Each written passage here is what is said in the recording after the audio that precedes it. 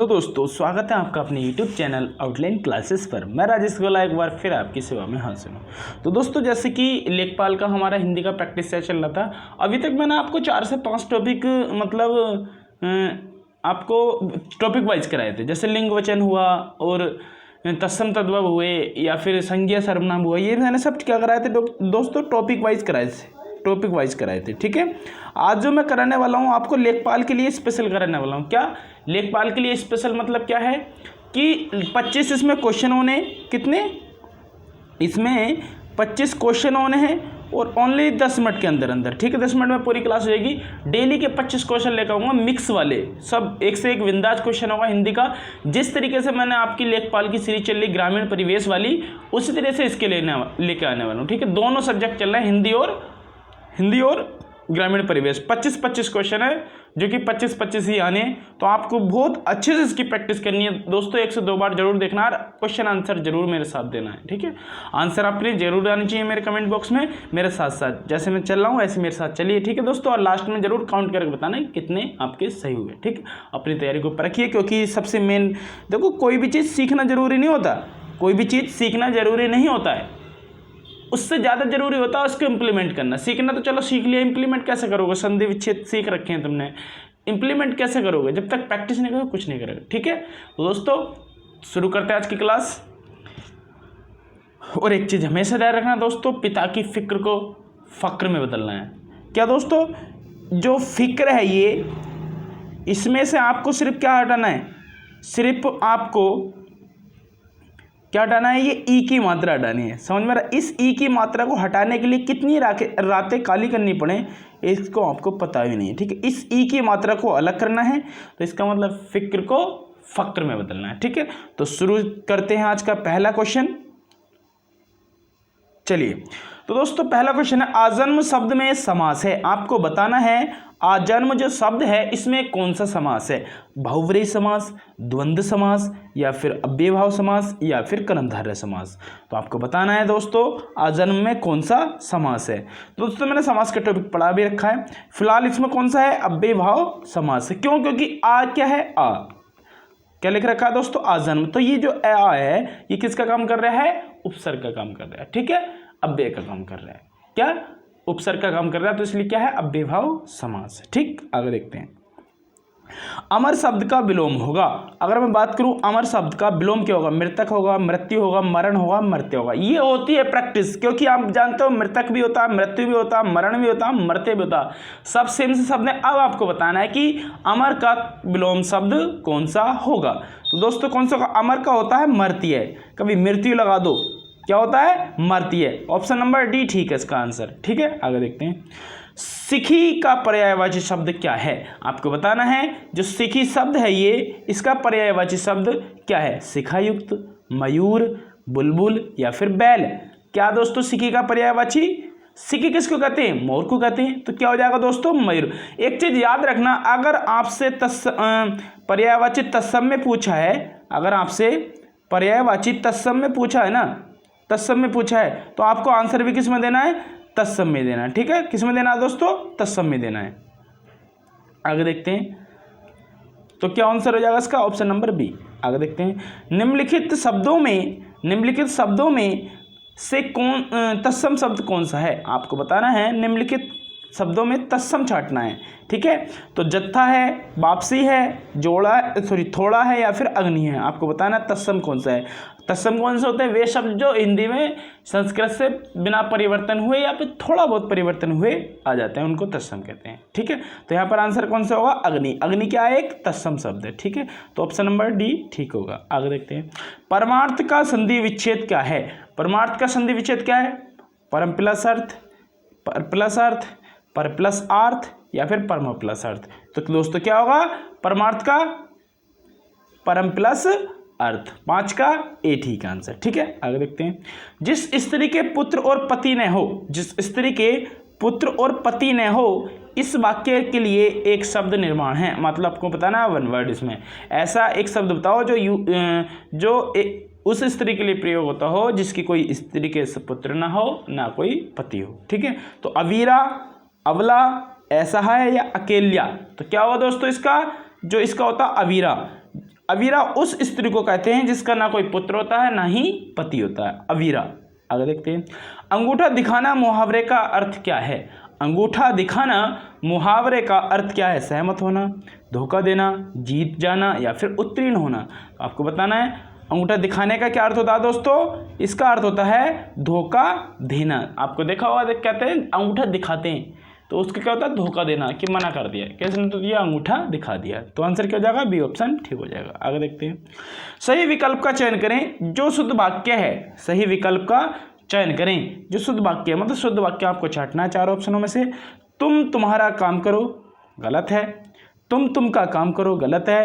तुम तेरा काम करो, गलत है। तुम अपना काम करो, ठीक है। ठीक है, तुम अपना काम करो, ये ठीक है। तो ऑप्शन नंबर डी ठीक हो जाएगा। आगे देखते हैं, निम्नलिखित में शुद्ध वर्तनी छांटनी है आपको। शुद्ध वर्तनी इसमें से छांटनी है जल्दी ठीक है, या फिर ये वाली सांप्रदायिकता, या फिर ये वाली सांप्रदायिकता, या फिर ये वाली सांप्रदायिकता। तो दोस्तों कौन से होगा नो का आंसर? आपको जल्दी बताओ कमेंट बॉक्स में। नो का वी आंसर ठीक है। कौन सा दोस्तों? बी ऑप्शन ठीक है, सांप्रदायिकता। ठीक है, आगे देखते हैं, निम्नलिखित में पुल्लिंग शब्द कौन सा है? निम्नलिखित में पुल्लिंग शब्द कौन सा है? रचना, प्रार्थना, पत्र या फिर आज्ञा। तो दोस्तों कौन सा पुल्लिंग शब्द? 10 का सी आंसर। ठीक है, रचना स्त्रीलिंग होती है, प्रार्थना भी स्त्रीलिंग होती है, आज्ञा भी स्त्रीलिंग होती है। तो पत्र क्या होता है? पुल्लिंग होता है। आंसर क्या हो जाएगा? सी ऑप्शन ठीक है। आगे देखते हैं, निम्नलिखित में पुल्लिंग शब्द कौन सा है? निम्नलिखित में पुल्लिंग शब्द कौन सा है? अच्छा दोबारा आइए, रिपीट क्वेश्चन है। मैं चलती थी, मैं का बहुवचन क्या होगा? मैं चलती थी, इसमें मैं का बहुवचन क्या होगा? ये छांटना है। हम होगा, तुम होगा, बे होगा या फिर सब होगा। तो क्या होगा दोस्तों? मैं चलती थी का मैं का बहुवचन हम। ए ऑप्शन ठीक हो जाएगा, हम होगा। आगे देखते हैं, ने किस कारक का चिन्ह है? आपको बताना है जो ने है किस कारक की विभक्ति, किसकी कारक विभक्ति है? कर्ता की, कर्म की, करण की या फिर संप्रदान की। तो दोस्तों कौन सा है इसकी? यह है कर्ता कारक की विभक्ति है। 12 का ए ऑप्शन ठीक है।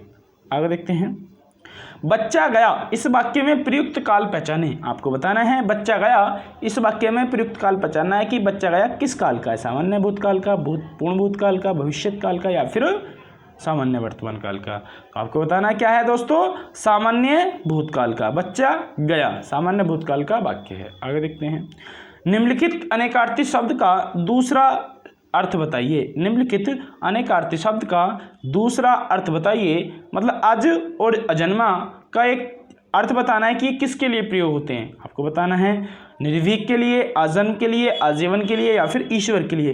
तो किसके लिए प्रयोग होते हैं? ईश्वर के लिए प्रयोग होते हैं। कौन से? अज और अजन्मा।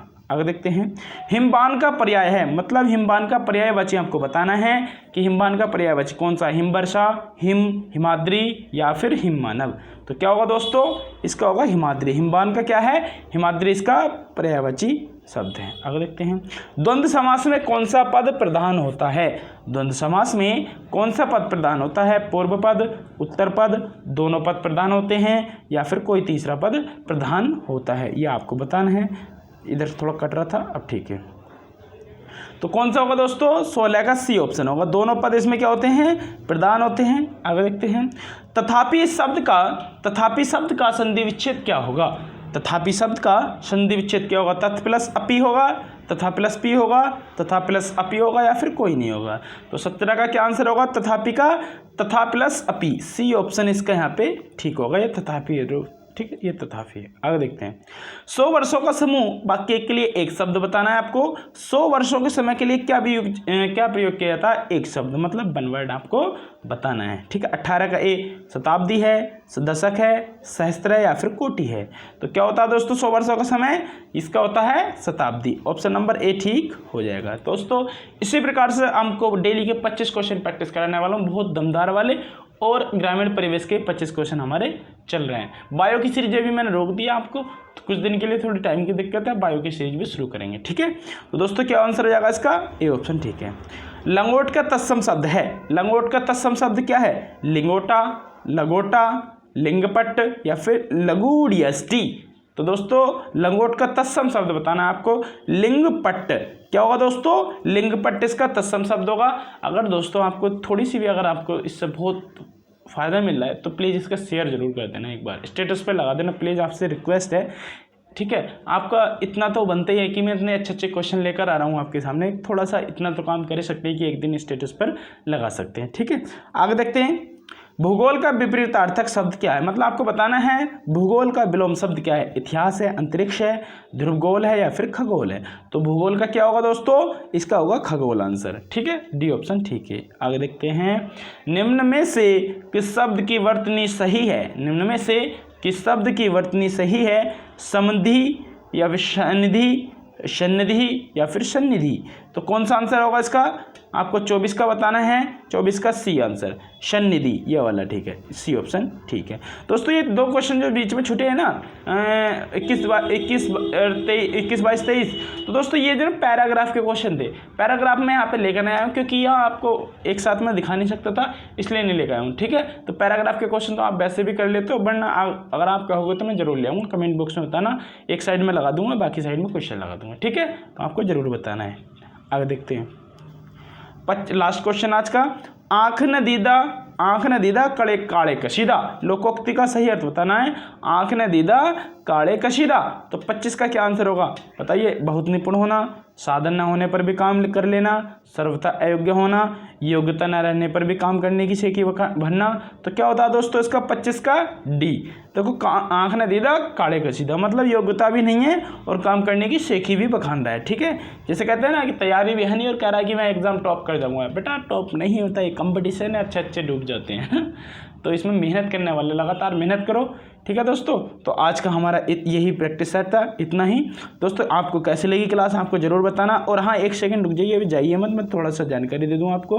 दोस्तों मेरा जो टेलीग्राम चैनल है वो आउटलाइन क्लासेस के नाम से, ये जो यूट्यूब चैनल है उसी नाम से टेलीग्राम चैनल है, तो आप उसको जरूर ज्वाइन कर लीजिए, क्योंकि मैं इसकी PDF जो भी डालता हूँ, PDF वगैरह जब स्टडी मटेरियल डेली के न्यूज़पेपर उसमें डालता हूँ, दैनिक जागरण, द हिंदू, तो आप उस पर ज्वाइन हो सकते हैं जरूर। इसका लिंक मैं आपके डिस्क्रिप्शन बॉक्स में भी दे दूँगा, नाम भी लिख दूँगा। ठीक है, आप सर्च कर लीजिए टेलीग्राम चैनल पर आउटलाइन क्लासेस, आपको वहाँ मिल जाएगा। ठीक है, तो आज के लिए इतना ही दोस्तों।